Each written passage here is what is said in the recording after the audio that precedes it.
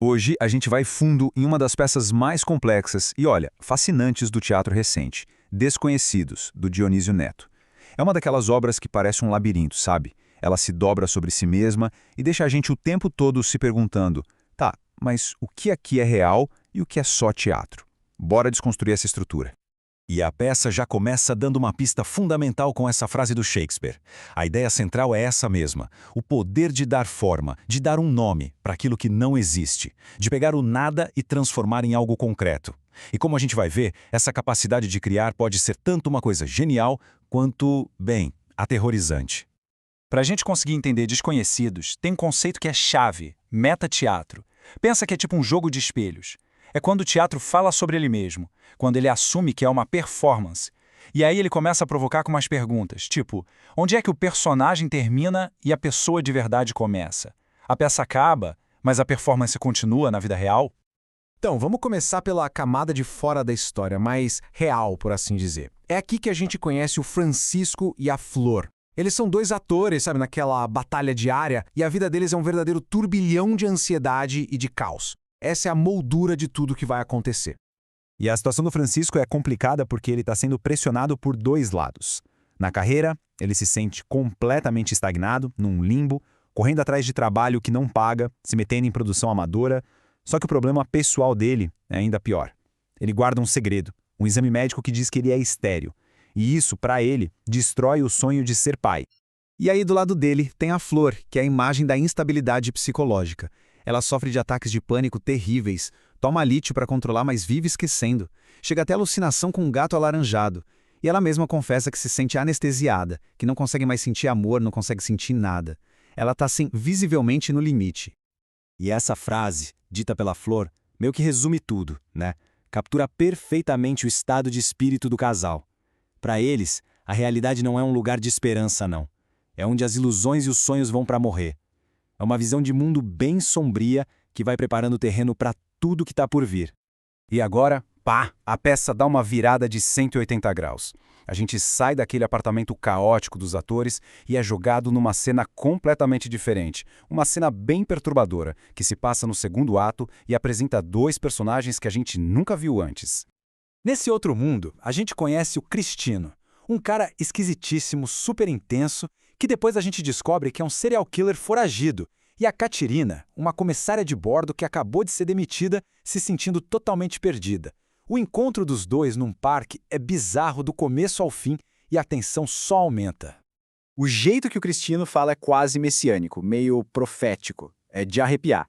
Essa frase dele, "Eu sou a viagem, Catirina, estou só começando", não é só uma apresentação, é uma ameaça, uma declaração de intenções. A gente sente que entrou de cabeça num thriller psicológico e que algo muito ruim vai acontecer. E o papo deles é completamente surreal. Começa parecendo um flerte meio estranho, mas vira uma ameaça muito rápido. Eles ficam discutindo sobre beleza, sobre verdade e, do nada, sobre um pombo que morreu envenenado. A cena deixa a gente totalmente perdido, pensando, mas qual é o sentido disso tudo? Até agora, parece que a gente está vendo duas peças que não têm nada a ver uma com a outra, né? De um lado, um drama sobre a crise de dois atores, do outro, esse thriller num parque. Mas é exatamente aqui que a mágica acontece, e esses dois mundos vão colidir de um jeito impressionante. Essa é a pergunta de $1 milhão, né? É o que a peça força a gente a pensar. Como é que essas duas histórias que parecem tão separadas vão se conectar? E a resposta, claro, está naquilo que a gente falou no começo, o metateatro. E a conexão é simplesmente genial. No primeiro ato, a gente ouve o Francisco ensaiando uma fala. Ele diz, "Eu sempre gostei das mulheres, Fabiana, Luciana, eu lembro de tudo." Corta pro segundo ato. O Cristino, o serial killer, tá lembrando das vítimas dele e diz o quê? "Eu sempre gostei das mulheres, Fabiana, Luciana, eu lembro de tudo." É a mesma fala, palavra por palavra. E aí, a ficha cai. Aquele segundo ato, aquela história bizarra do Cristino e da Catirina no parque, aquilo é a peça que o Francisco e a Flor estão ensaiando. Eles não são só atores interpretando, eles são os canais para essa história sombria e violenta. E isso muda completamente a nossa percepção. A loucura, a violência, a identidade quebrada que a gente vê no palco com o Cristino e a Catirina não é só ficção. É um espelho, Um reflexo distorcido e muito mais intenso do colapso que o Francisco e a Flor estão vivendo na vida real deles. A arte não está só imitando a vida. Ela está escancarando a vida de um jeito assustador.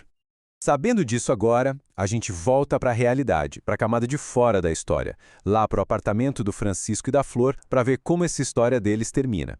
E o final é devastador.